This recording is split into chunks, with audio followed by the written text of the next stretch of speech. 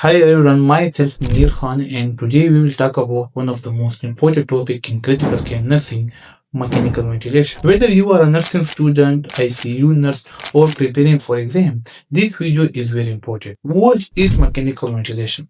Mechanical ventilation is defined as it is a life support technique where with the help of machine we provide breathing to a patient. Why we provide breathing to a patient? Because patient is unable to breathe himself effectively, so with the help of machine called ventilator, we provide breathing to a patient.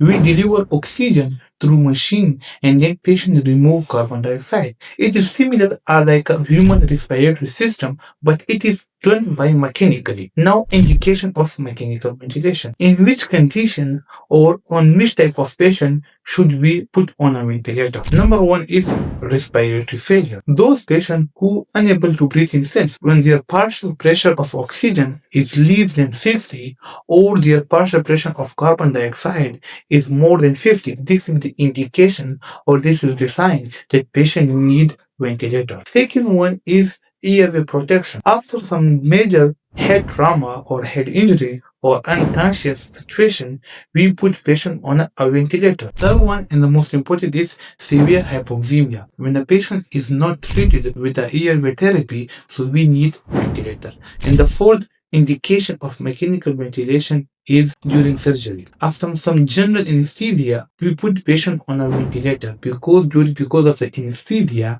a patient goes into sedating position, so we use ventilator. Now we talk about types of mechanical ventilation.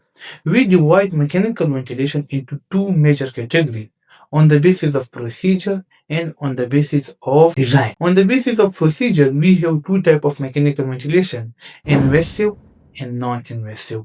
Invasive mechanical ventilation means we use a tube which inserts through our mouth, which is also called endotracheal tube, or we make a hole, we also call it tracheostomy. Another one is non-invasive procedure, where we use a face mask and we provide breathing to a patient. So this is about type of mechanical ventilation. So this was all about mechanical ventilation. In next video, we will talk about mode of mechanical ventilation. So if you like this video or if you have any question related to my topic,